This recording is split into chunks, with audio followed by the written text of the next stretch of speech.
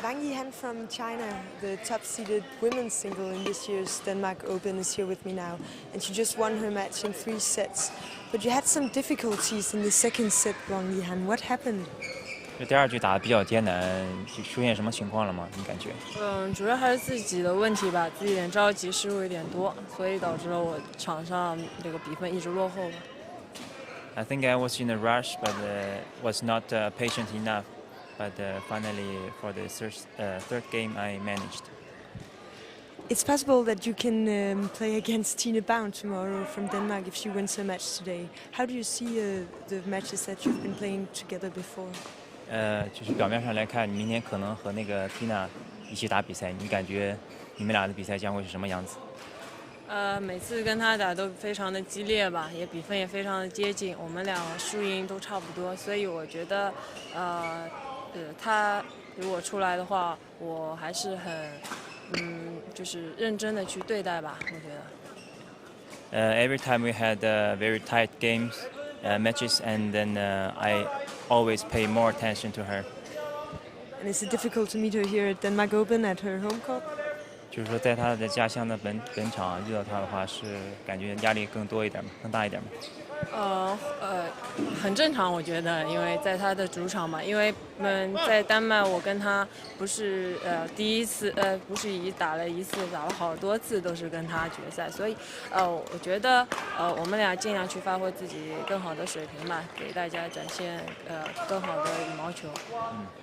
Actually, we have encountered many times before, and then of course it's her home court and can feel more pressure from the audience. But I think we will try to give a better performance for the audience. Thank you very much. Yeah, thanks to Wang Yihan. We have started out with the men's doubles, Mohamed Hassan and Hendrik Sejiawan against Endo and Hayakawa from Japan, the Japanese, the seeded in this match, but also interesting to watch this new pairing with Hassan and Sejiawan. A new pair here after the Olympics. Actually, I must say, I think it's great that we get these interviews with also the Chinese players and all, and it just, you know, it makes it it's a good add-on, isn't it? Yeah, it's so great because you don't know much about these players because most of them don't speak that much English, and you know, so it's so great. Yeah, we have had Majin the last couple of days, and I was very surprised because she was talking and laughing and having a good time. And as we also talked about the earlier days here, we often have seen her like angry, like very district, very controlling on the court. But now she was the total opposite, and I think it's great to see that side of a player like her. Yeah, it is, and also because I know that many Danish players, but also audience or viewers has this opinion about the Asian players that they don't show any emotions and so on. But I think in that the last couple of years we've seen a turning point, and a lot of emotions is shown on the court, and if we can get to know these players better, then it would be very important for the sport also. You know, we need stars. We need stars, and if you don't know them here in Europe or in America or wherever, then it's difficult, you know, to sell the sport also. So it's very important to get to know the Chinese players because they are the best players. So no doubt about that. We have to get to know them a little bit more. Yeah. And just a short spot in Danish. Har I lyst til at vinde Peter Gades bog, så send dit bedste Gade-øjeblik. Hvad husker du specielt Peter Gade for, eller hvad har du set, som du mindes, når du tænker på Peter Gade? Send en mail til denmarkåben@badminton.dk, og så har du altså muligheden for at vinde en signeret eksemplar af Gades nye bog. Vinderen har altid ret. Prik, prik, prik. Og de der 3 prikker, de er måske ikke helt uvæsentlige i den her sammenhæng. A 6-3 lead for Endo and Hayakawa. Interesting to to see the pairing with the Indonesian. We have seen Setiawan a lot of times with Marcus Kido. They have won the Olympics together in 08, I think it was. A bit special maybe to make new pairings, or what do you think? I actually thought he had quit or was going to, but interesting to see that he wants to take on a younger partner, and yeah, he's a great player. You know, this typical Indonesian type, looking a bit lazy, but still having some fantastic strokes and just a fantastic technique, or touch. But also Asan, he's a great player, and yeah. Yeah, he's a right jumper. He's jumping around the court all the time. Yeah, I think the first time I really saw him was maybe could it be true that it was at the Thomas Cup? Yeah. Yeah, where he played some really good matches. Maybe I'm wrong, but he was very good at the Thomas Cup. Yeah, okay. He was. But exciting to see, yes. But also a good return by Endo on the last service return here. But it's a new pairing, and let's see if they had enough time to train and get to know each other. Yeah. It's a great return, not that good of a serve, but it's a great return.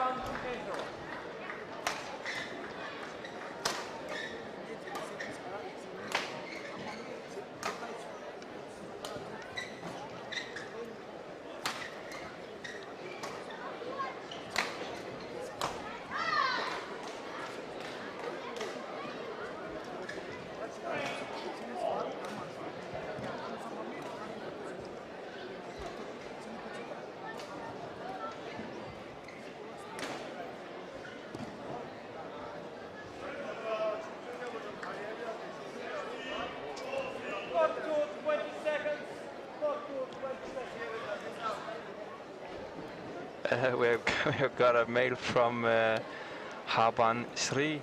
If your co-present a bit hold your co-present a bit under the water due to having a bit too much wine. The hit jobs are funny. More, please. That's for you, me, for sure. Oh, thank you.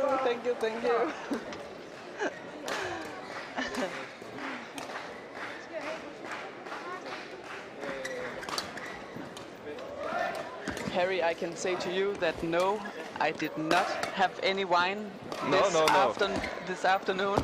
No hangover. No hangover. That I can assure that. Thanks, Rasmus. So no hangover here today, for sure. Just too much water. Yeah, exactly. And it's also so hot in here, so I hope that you'll continue drinking the water, because otherwise you'll pass out, and that would be a much bigger problem for me. Exactly. But thanks for coming on that, Harry. Thanks. Yeah. Great.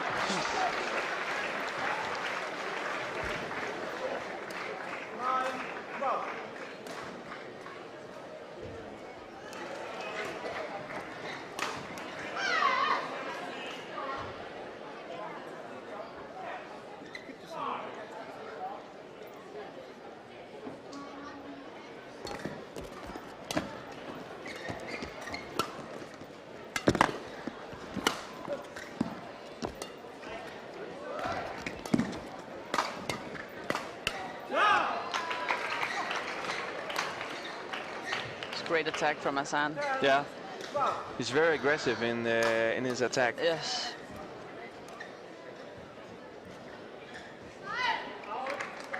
And Zetiawan controlling the net awfully. Yeah, it's a good matchup actually with these two.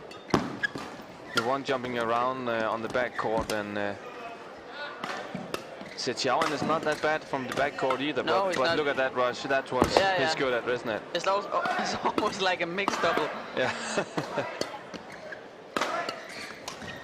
Just with a bit harder smashes from the backcourt from the lady, so to speak. We got a question because one of our viewers has heard that there's a lot of children's voices in the sports park tonight, and actually it's because we have a lot of young players playing a big tournament all around on the island of Funen in this week.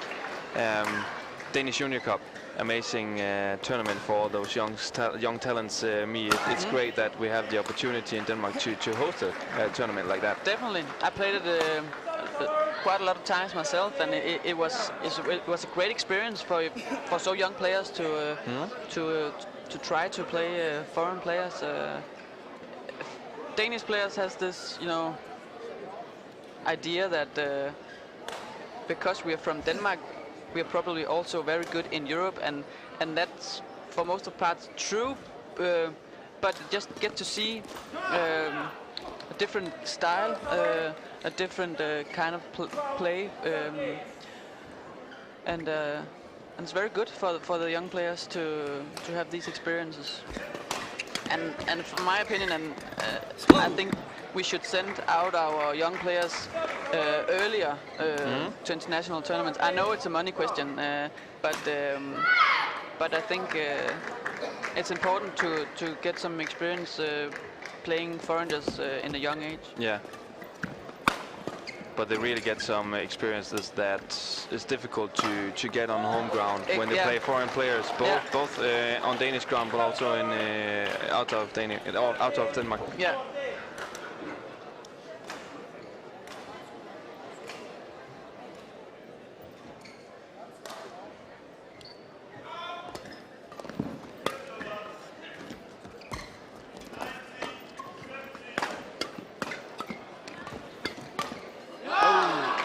Great defense from the Japanese guys, but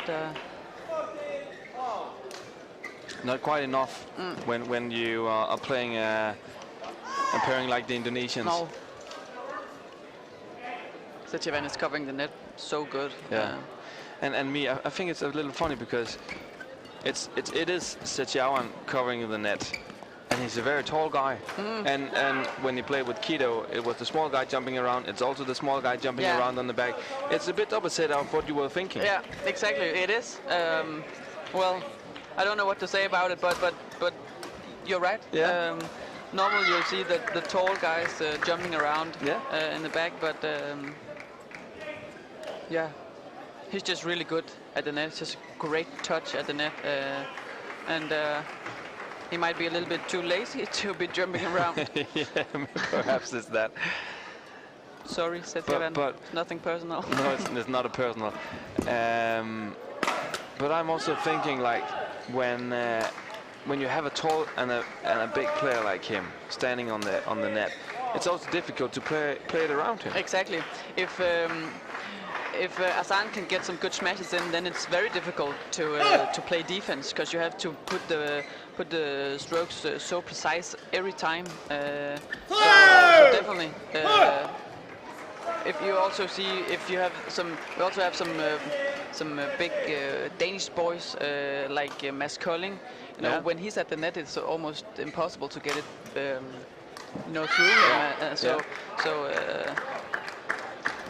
So it's also, maybe he's big, but he's covering the net excellent. Yeah, he is. And 16-all in this matchup between Indonesia and Japan.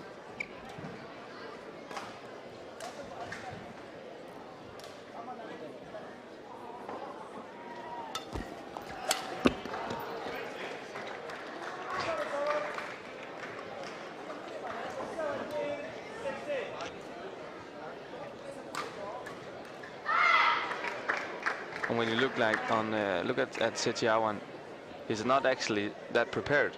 No. In the service situation. No, not at all. But yeah, smack. but look at that. Yeah. But Great. that's the typical part about these Indonesian, because they look so calm and look so relaxed, but just out of nothing they just jump and make the hardest smash ever. You know, so it's very entertaining to look at.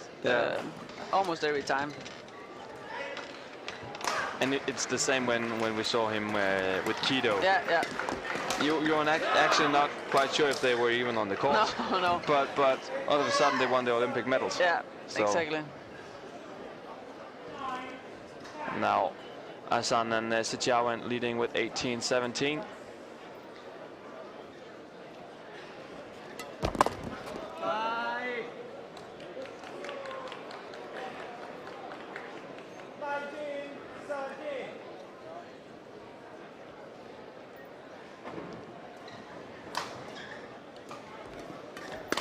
A question from Xiao Long, who's asking what medal is the most important, the Olympic or the Worlds, if you are going to win either, one of them, just one of them. What's the most important, me, for a badminton player? Not that hard maybe to answer. Well, I'm not sure, because of course the Olympic medal is the biggest one. You know, it's only every 4th year, and it's just one hell of a big event. Sorry, yeah, pardon my French. but you're right. But I think maybe the world medal is harder to win, because there are a lot more players there, and not quite the same, qualification. System. Yeah, because so, you have more Chinese players, for instance, in the men's singles. Exactly. Just to pinpoint one of them. Yeah. And also you have these Olympics. They have to be a pair from each continent and so on. So I don't know. There's two total different kind of things. Kind of championships. Yeah. First game for Asan Setiawan, 21-18 against Endo and Hayakawa. Maybe a minor surprise here from from the Indonesians. The talk about the Worlds and the Olympic medals. We also have seen a lot of very good players not being part of the Olympics, doing very well in the tournaments afterwards. That also tells a bit about the strength of the whole circuit of badminton, doesn't it? Yeah, definitely. But the problem with the Olympics is that there is a limited, seats. There are not that many players there, and of course there's a lot of players that are also better, or at least as good as the ones who are participating. So. So of course you will see players not playing the Olympics doing good afterwards, and also because let's say in Denmark we have like 2 spots in the mixed doubles, and but of course we have to have somebody playing with these 2 pairs at training. So of course, if you have to spar with the Olympic players, then your own level will increase. So that can also be. So the 2 best pairings are bringing others up, so to speak. Yeah, exactly. We got another question about one of our former stars from Denmark, Lermon, and now the last name Simbangando, who asked what kind of Paul Erik Høyer Larsen, what is he doing right now? Is he coaching? And no, he's not coaching. He's actually become a president. Yeah, he's president for European badminton. Yeah. So another high post for a Dane in international badminton. We also have Thomas Lund in BWF, also on the high seats. Yeah, it's great. Yeah, it's fantastic for Denmark to have leaders of badminton, also political. Yeah. And now you must correct me if it's wrong, but he has also been some kind of handball club or football club, hasn't he, Paul Erik? Yeah, something to do with the handball club, I think. Or was it football? Football, I think. Football, yeah. So I've also been out of badminton for a couple of years.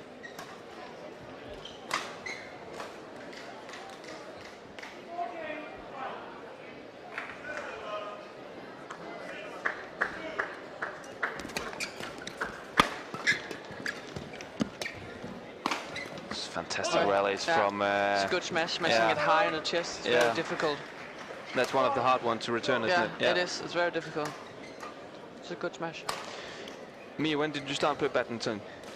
When I was 6 years old. 6 years old. We have a question from Kim Lam from Malaysia. In your opinion, what's the typical age when you should start training badminton to become a professional badminton player? Well, I think, you know, 5, 6, 7 years of age. Yeah. That's a normal age when you start playing. We have seen some examples of people starting later. We have a Danish girl, Marie Røpke. She started when she was 10 or 11, and still is becoming a very good player. But I think it's common that you started around 5 or 6, or maybe even earlier. Maybe in Asia, I don't know. Yeah. Maybe not starting earlier, but they're for sure training and practicing a lot harder in the early age. That's for sure. That's for sure. Because I can only speak, you know, for how it's going on in Denmark. But if when you're like between 5 and 12, maybe you train 2 or 3 times a week. So it's not much. No.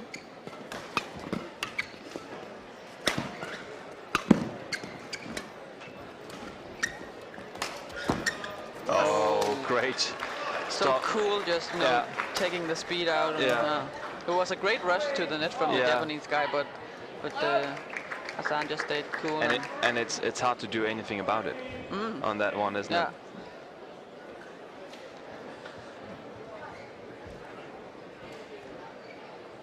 But they're good at that, Hassan and Setiwan, just varying between pushing and taking the speed out. That's very important. Not just only playing with speed all the time.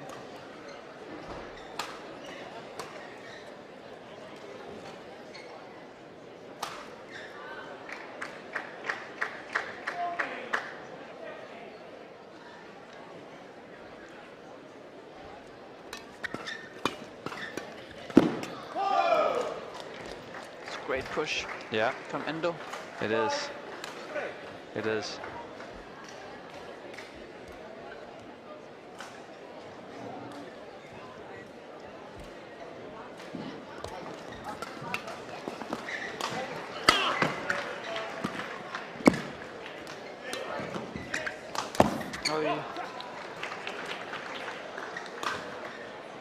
And me, quite an interesting question from Gary Bates.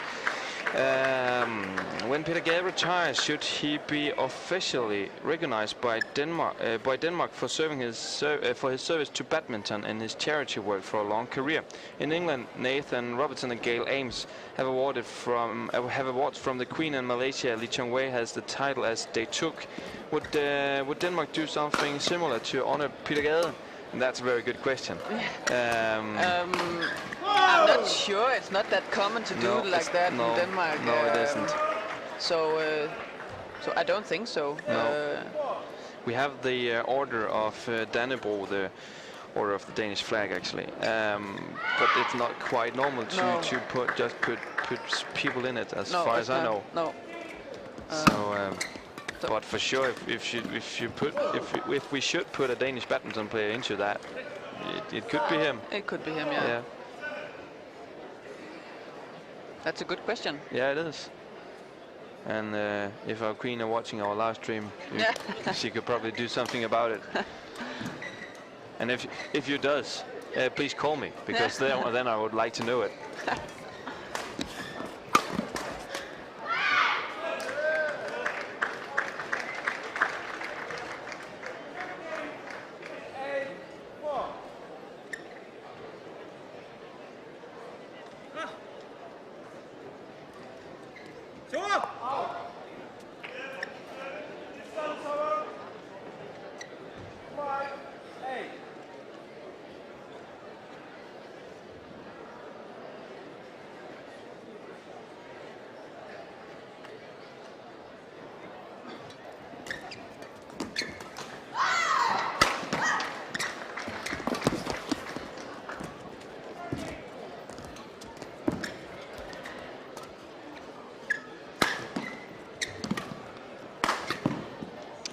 jumping. So good.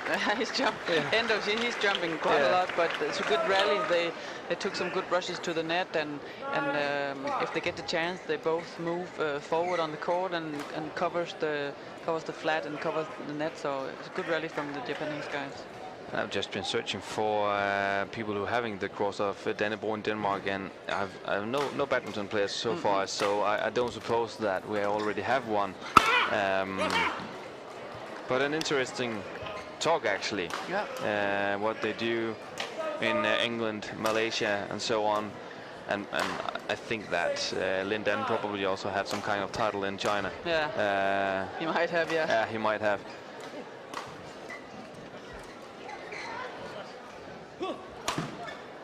Good question from Gary Bates from England.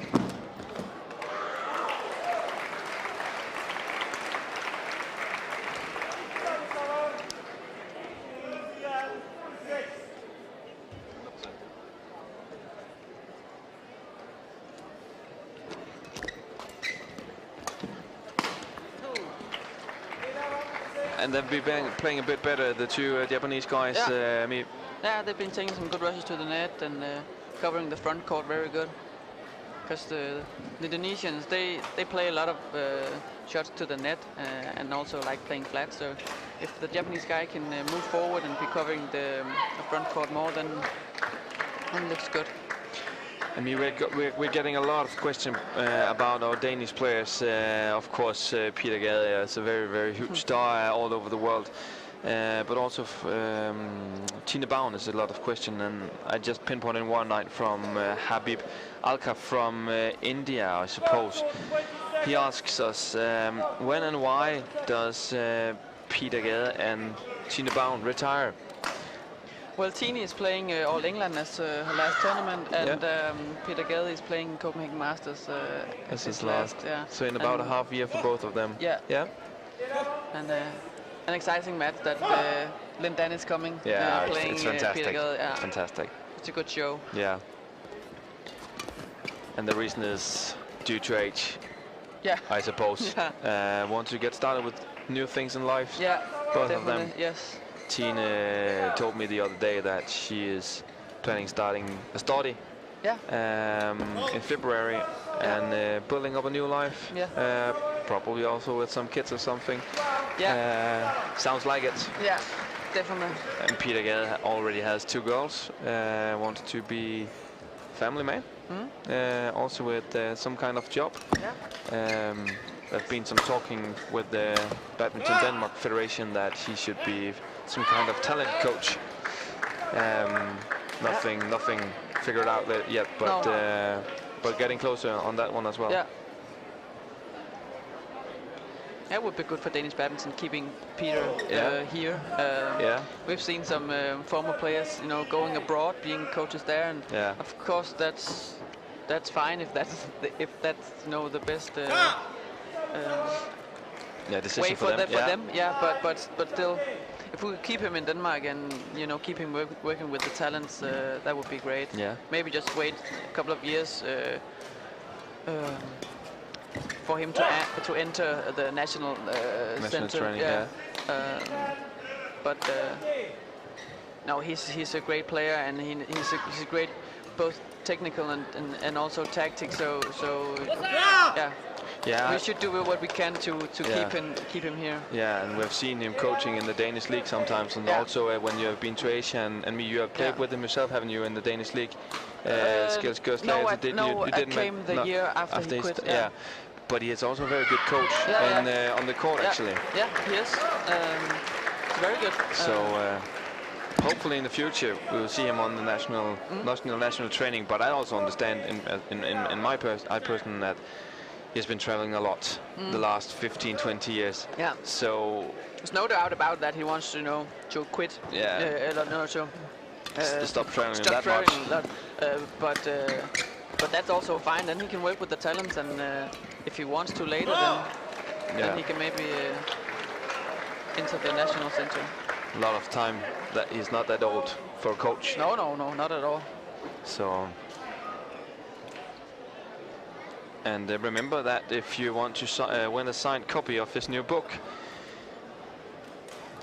Peter Gade, the winner is always right. You have the opportunity for that. It's a copy in Danish, so it's mainly a contest for our Danish viewers on the channel, or for some of you who are listening on our radio frequency 95.3 megahertz. Then you will probably be sitting in the sports center. And tell me a bit about what will you remember Peter for? Do it on our email, denmarkopen@badminton.dk.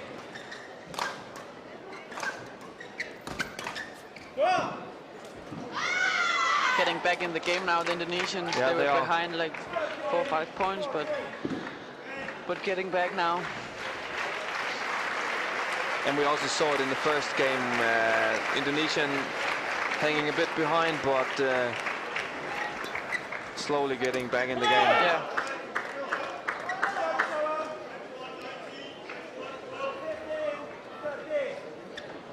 And me, a very good question, and I know that you know all about this, from Ana Rita Amaral from Portugal.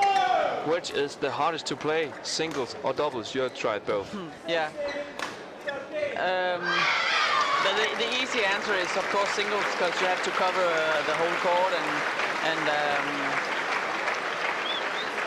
you move a lot more, but yeah, so yeah, that's the easy question. But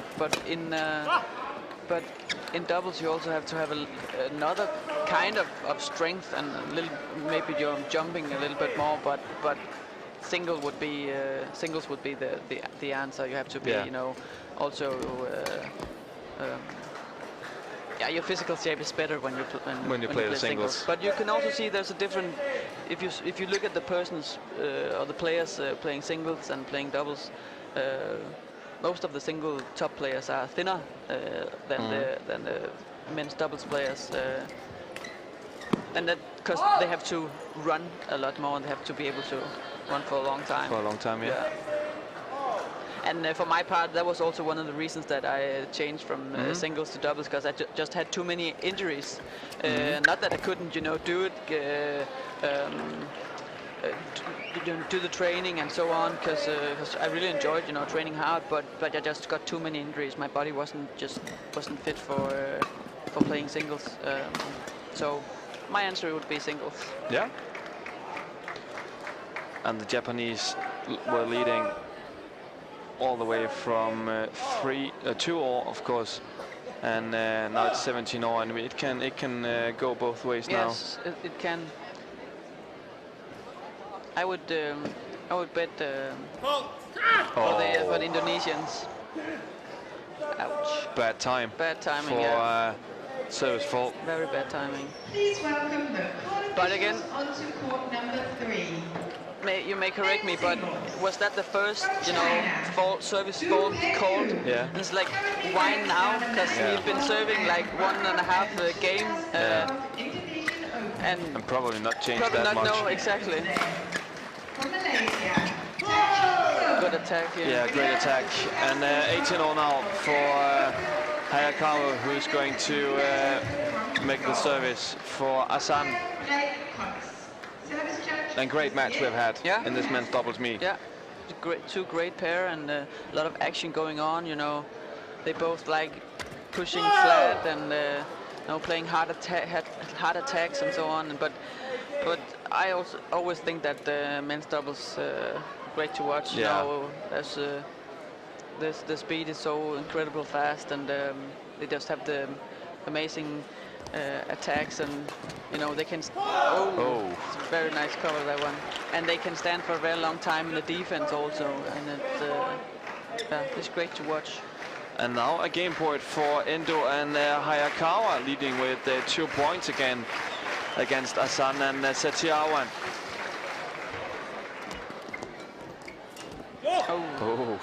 He was there. Yeah. He had it, but it was just played very, very close. Very close. Setiawan with the service. 19-20. Oh, great service from Setiawan. Oh, look at, oh, yeah, that's a nice defense. Oh, What a rally. What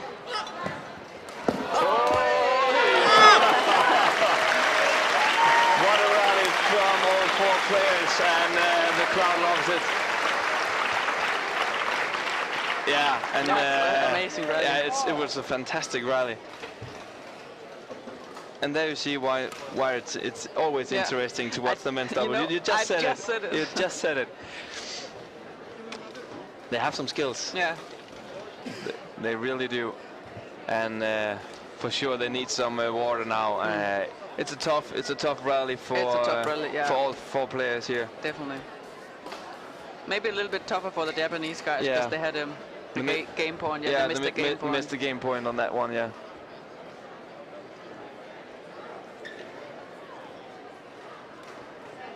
But the routine of Setiawan is so important in this situation. He's not shaken with. Oh, he's calm. Yeah.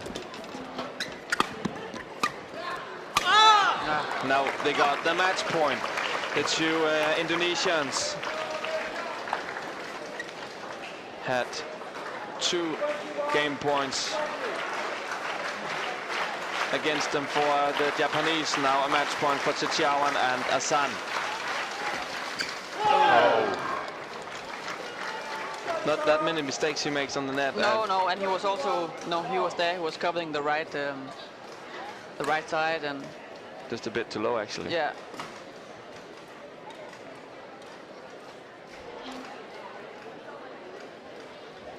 Endo with service.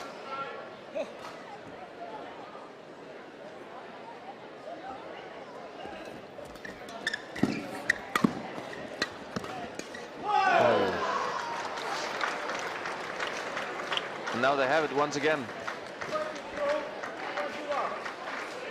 And it can be a very long match if they go into 3 games. This one, me already played 35 minutes. Yeah. On to court number 1.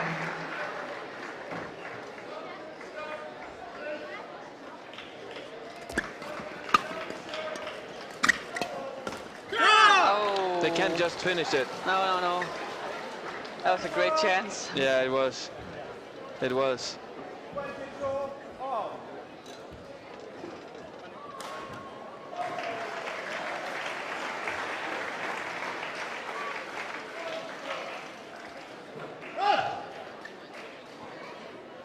Asan serving.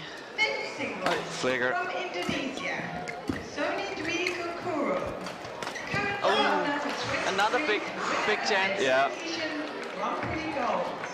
They're doing a great job, the Japanese guys. They're taking the rushes to the net, and but maybe a little bit too aggressive on these high shots at the middle court. But actually playing some good rallies. And another match point from Asan Setiawan. Oh, good They rush. make it, and he holds it on the net. Mohamed Asan, him and Setiawan winning 21-18, 24-22, and deserve it. Yeah. The 2 Indonesians. Yeah, I think they do. They just, they play excellent, and they were calm in the end, where the Japanese guys maybe took too many chances. And but yeah. Me, thanks for stopping by in the commentators box. Thanks for being here. It was a pleasure. Yeah, it was great to having you here.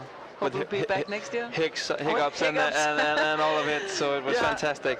Yeah. But hope to see you next year for sure. Yeah, me too. And good luck with your next marathon. It will, Berlin once again? Let's see. Let's see. Yeah. It's not that funny. You can take an Ironman then. No, I will never do that. Next step from marathon will be an Ironman. Yeah. Me, thanks for stopping by. Have a nice weekend, and hope that you'll enjoy all the matches you're going to watch the upcoming days here from Yonex Denmark Open. Thanks.